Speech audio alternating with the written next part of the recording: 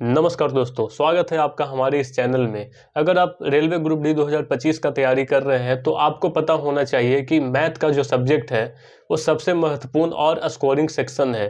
तो आज की इस वीडियो में हम आपको बताएंगे कि मैथ का तैयारी कैसे करना है, कैसे आपको प्रैक्टिस करना है, कौन से टॉपिक पे ज़्यादा फोकस करना है ताकि आप पहले ही प्रयास में सफलता प्राप्त कर सकें। तो इस वीडियो को अंत तक जरूर देखिएगा और लाइक और शेयर जरूर कीजिएगा।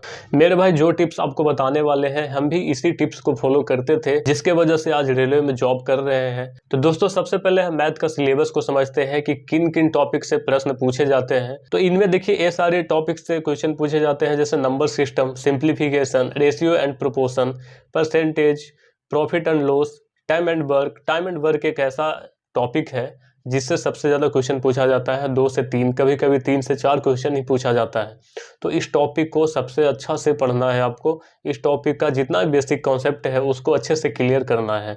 उसके बाद टाइम, स्पीड एंड डिस्टेंस है, अलजेब्रा है, ज्योमेट्री है, मेंसुरेशन है, ट्रिगोनोमेट्री है, स्टैटिक्स है। ये सारे चैप्टर से क्वेश्चन पूछे जाते हैं। कुछ चैप्टर ऐसे हैं जो इस लिस्ट में आपको नहीं देखने को मिला होगा, जैसे कि एवरेज भी चैप्टर है जिससे क्वेश्चन पूछा जाता है। उस चैप्टर को भी आपको इग्नोर नहीं करना है, उस चैप्टर का भी तैयारी अच्छे से करना है। अब हम बात करते हैं कि ये सारे चैप्टर का तैयारी करना कैसे है। तो सबसे पहले आपको इन सभी चैप्टर का बेसिक कॉन्सेप्ट क्लियर करना है ताकि आपसे एक भी क्वेश्चन ना छूटे।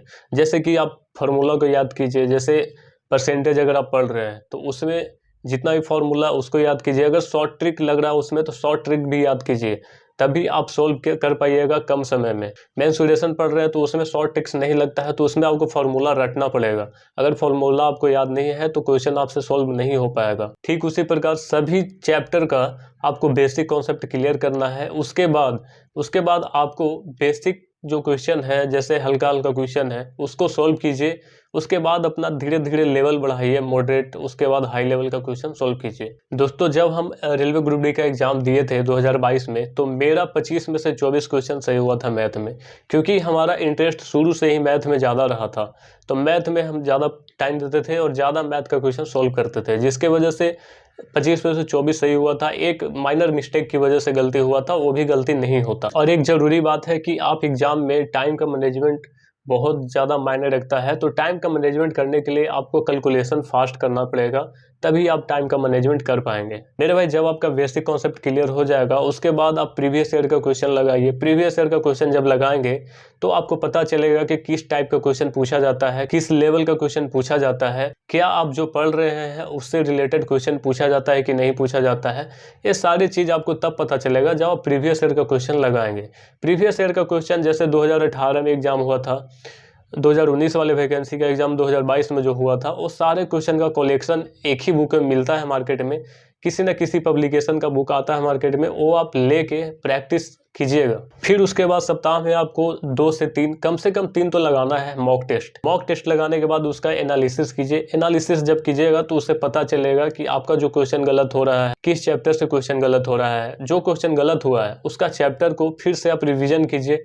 उससे क्या होगा कि आपका बेसिक कॉन्सेप्ट भी क्लियर हो जाएगा और हर एक टाइप का कॉन्सेप्ट क्लियर हो जाएगा।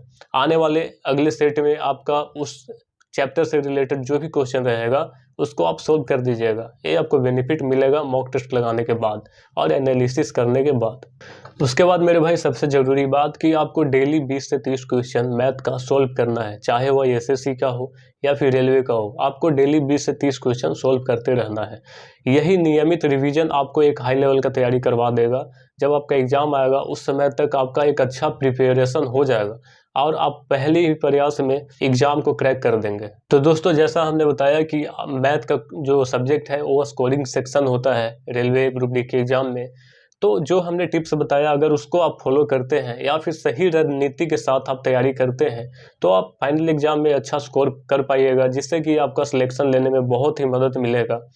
तो दोस्तों, अगर आपको ये वीडियो पसंद आया है तो लाइक कीजिएगा, अपने दोस्तों के साथ शेयर कीजिएगा, चैनल पे नए हैं तो सब्सक्राइब भी कीजिएगा और कमेंट में ज़रूर बताइए कि आपका मैथ का तैयारी कैसी चल रही है। हमारे तरफ से आपको बेस्ट ऑफ लक।